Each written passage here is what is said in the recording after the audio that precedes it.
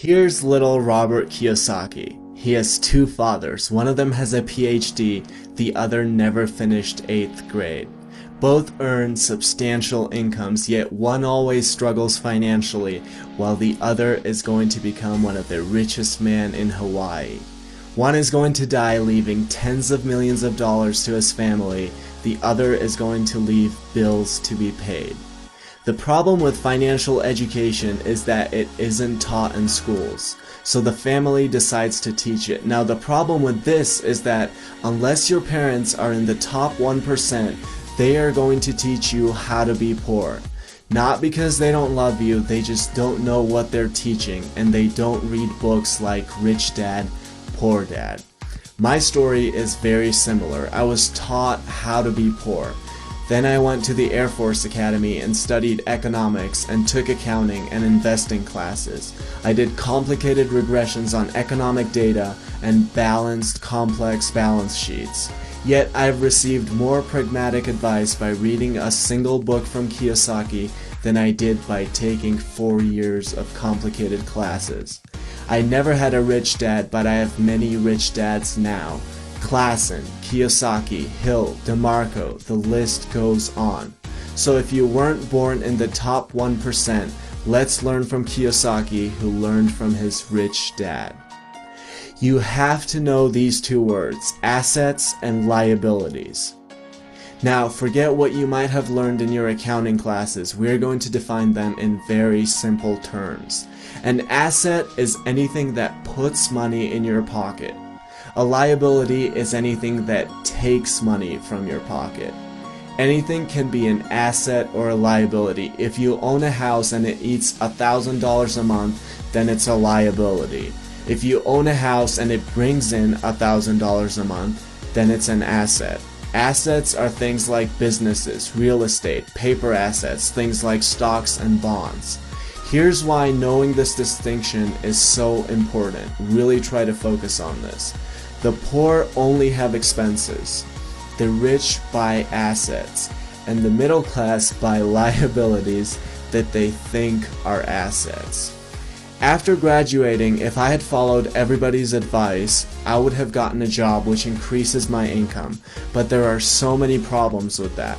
As I got my job, my girlfriend and I would have moved into a bigger house. We would have gotten a BMW in addition to our Mustang. I would have bought the iPhone 6. The problem with all of this is that I would think I was acquiring assets while I was actually acquiring liabilities. I would have to pay every month for the house, for the car, for my expensive phone.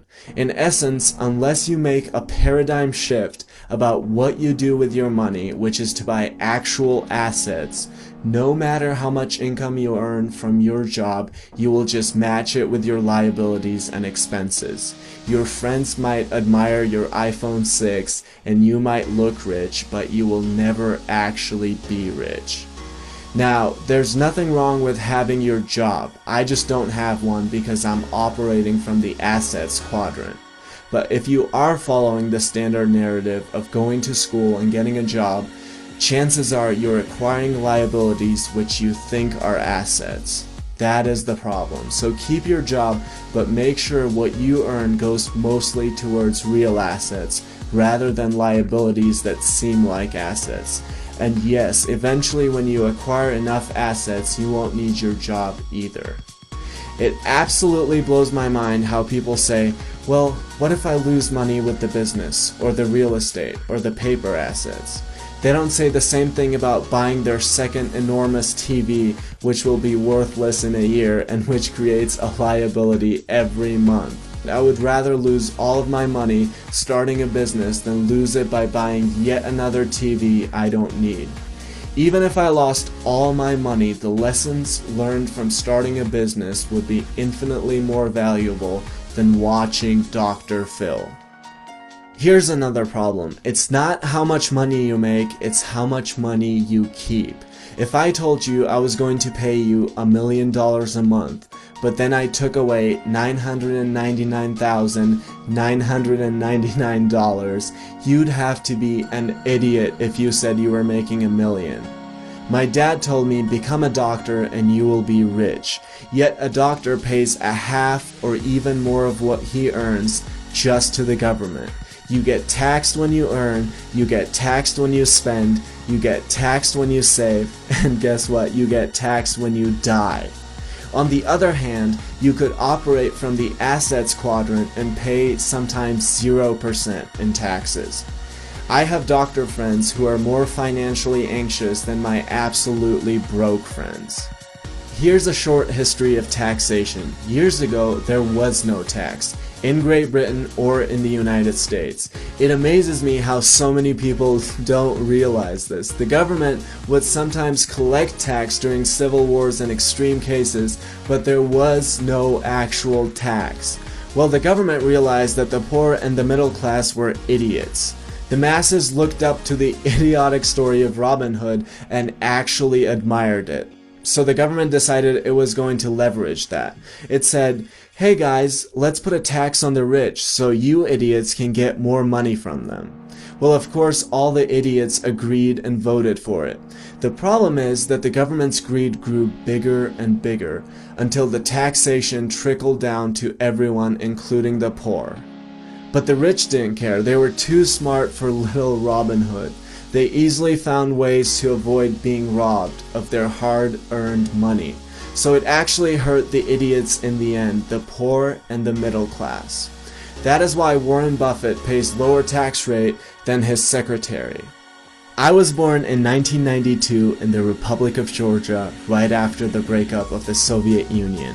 If you think I worked my ass off in poverty for 2 decades, so one day I could come to another communist state, you must be out of your mind. You must be out of your mind if you think I'm going to share over half of what I earn with blood and sweat with people who want to sit on their ass and watch TV all day and collect the benefits the government hands out to them so they can get re-elected. The rich are too smart for this. Yes, I'm going to buy my BMW. I'm just going to buy it for my corporation. A poor person thinks of a bunch of buildings when he thinks of a corporation, when in reality it's really a folder full of papers. A folder full of papers that allows the rich to make all the expenses and then pay the taxes at the end. So the rich will never actually be affected by any of this. It will always come down to the middle and the upper middle class, the people who work the hardest to pay for the benefits of the person with a bag of chips in one hand and a remote in the other.